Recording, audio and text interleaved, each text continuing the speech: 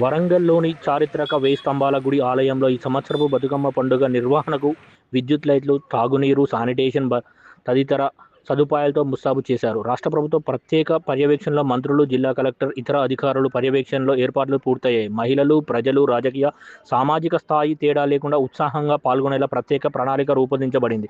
ముఖ్య ఏర్పాట్లు ఆలయ పరిసరాలను విద్యుత్ దీపాలతో భవ్యంగా అలంకరించారు. త్రాగునీరు, శానిటేషన్ ప్రత్యేక ఏర్పాట్లు చేశారు. ట్రాఫిక్ నియంత్రణ, భద్రత కోసం పోలీసులు, మున్సిపల్ సిబ్బందిని కేటాయించారు. ఆరోగ్య, అత్యవసర వైద్య సదుపాయాలు కూడా అందుబాటులో ఉంటాయి. ఇలాంటి అవాంతరాలు కలగకుండా అధికారులు ప్రత్యక్షంగా మానిటర్ చేస్తున్నారు. ఇదే అంశంపై మా ప్రతినిధి శ్యామ్ మరిన్ని వివరాలు అందిస్తారు. నమస్కారం అండి.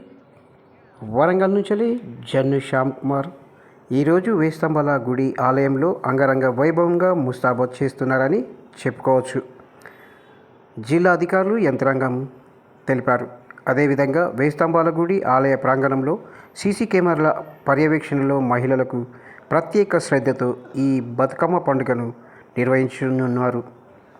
మహిళలు బతుకమ్మ పండుగను ఘనంగా జరుపుకోవాలని సూచించారు. ఎన్నో ఏళ్ల తరబడిగా వస్తున్న ఈ బతుకమ్మ పండుగ ఆచారాన్ని తెలుగు మహిళలు అందరూ సంప్రదాయంగా ఉట్టిపడే విధంగా జరుపుకోవాలని అభిప్రాయపడ్డారు. మహిళలందరికీ బతుకమ్మ పండుగ శుభాకాంక్షలు. మీ జన్ను శ్యామ్ కుమార్.